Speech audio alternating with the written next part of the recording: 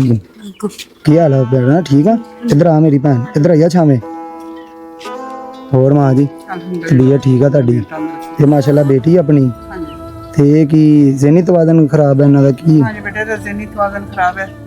ਮਾਜ਼ੂਰ ਹੈ अच्छा ਇਸ ਤੋਂ ਛੋਟੀਆਂ ਬੇਟੀ ਦੀ ਮੈਂ ਸ਼ਾਦੀ ਕਰਤੀ ਹੈ ਉਹਨਾਂ ਤੋਂ ਬੜੀ ਹੈਗੀ ਉਹ ਸਹੀ ਆ ਹਾਂਜੀ ਉਹ ਬੇਟੀਆਂ ਅੱਛਾ ਚਲੋ ਸਹੀ ਨੇ ਮੇਰੀਆਂ 6 ਬੇਟੀਆਂ ਨੇ ਅੱਛਾ ਮਾਸ਼ਾਅੱਲਾ ਇਹ ਮਾਜ਼ੂਰ ਹੈ ਕਿ ਇਸ ਤੋਂ ਛੋਟੀ ਦਾ ਮੈਂ ਸ਼ਾਦੀ ਕੀਤੀ ਗਿਰ ਜਾਂਦੀ ਇਹਨੂੰ ਬੁਖਾਰ ਹੈਗਾ ਆ ਦੇਖੋ ਅੱਛਾ ਇਹ ਡਿੱਗ ਜਾਂਦੇ ਚੱਲਦੇ ਚੱਲਦੇ ਅਕਸਰ ਚੱਲਦੇ ਦਿਨੇ ਕਈ ਵਾਰੀ ਡਿੱਗ ਪੈਂਦੀ ਹੈ ਅੱਛਾ ਅੱਛਾ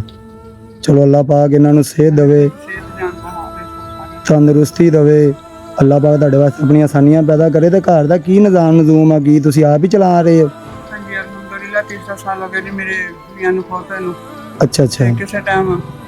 ਕੋਈ ਕਿਸੇ ਦਾ ਕੋਈ ਤੇਰੇ ਤੋਂ ਬਿਹਤਰ ਹੈ ਨਹੀਂ ਤਾਂ ਫਿਰ ਆਪਣੀ ਮਿਹਨਤ ਮਜ਼ਦੂਰੀ ਕੰਮ ਤੇ ਜ਼ਾਹਰੀ ਬਾਤ ਹੈ ਫਿਰ ਰੋਟੀ ਤਾਂ ਖਾਣੀ ਆ ਨਾ ਬੱਚਿਆਂ ਨੂੰ ਵੀ ਖਵਾਣੀ ਆ ਜਲਾਣਾ ਪੈਂਦਾ ਹੈ ਬਾਦ ਹੀ ਦਰਪਈ ਹੁੰਦਾ ਜੋ ਵੀ ਹੁੰਦਾ ਤੇ ਮੈਂ ਤੁਹਾਡੇ ਵਾਸਤੇ ਕੁਝ ਲੈ ਕੇ ਆਇਆ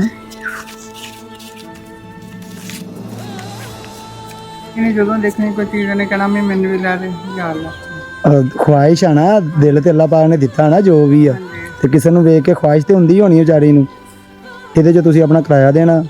ਘਰ ਦਾ ਤੁਸੀਂ ਆਪਣਾ ਰਾਸ਼ਨ ਲਿਆਣਾ ਥੋੜਾ ਦੇਖ ਲਓ ਉਹ ਫੇਰ ਵੀ ਉਹਦੇ ਤੁਹਾਡੇ ਸਾਹਮਣੇ ਜੋ ਕੁਝ ਵੀ ਹੈਗਾ ਦੇਖੋ ਮੈਂ ਦੇਖ ਲਿਆ ਖਾਲਾ ਜੀ ਮੈਂ ਚੈੱਕ ਕਰ ਲਿਆ ਵਾ ਅੱਛਾ ਪੱਖਾ ਤੁਹਾਡੇ ਕੋਲ ਹੈ ਨਹੀਂਗਾ ਨਹੀਂ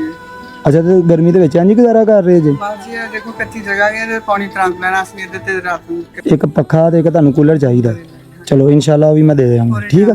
ਜਿੰਨੀ ਜਲਦੀ ਮੁਮਕਿਨ ਹੋਇਆ ਮੈਂ ਇਨਸ਼ਾਅੱਲਾ ਤੁਹਾਡੇ ਵਾਸਤੇ ਇੱਕ ਪੱਖਾ ਟੇਬਲ ਪੱਖਾ ਕੇ ਨਹੀਂ ਜੀ ਟੇਬਲ ਲੈ ਲਿਆ ਤਾਂ ਬਾਹਰ ਅੰਦਰ ਹੋ ਜਾਂਦਾ ਹੈ ਹਾਂ ਬਾਹਰ ਅੰਦਰ ਉਹ ਜਿੱਥੇ ਦਿਲ ਕਰੇ ਉਹ ਬੰਦਾ ਲਾ ਕੇ ਸੋ ਸਕਦਾ ਛੱਤ ਤੇ ਰਹਿ ਜਾਣਾ ਟੇਬਲ ਬਾਹਰ ਅੰਦਰ ਆਏਗਾ ਬਾਹਰ ਅੰਦਰ ਆ ਜਾਂਦਾ ਠੀਕ ਆ ਮਾਂ ਜੀ ਅੱਲਾ ਦੇ ਹਵਾਲੇ ਜੀ ਅੱਲਾ ਦੀ ਸਪੁਰਦ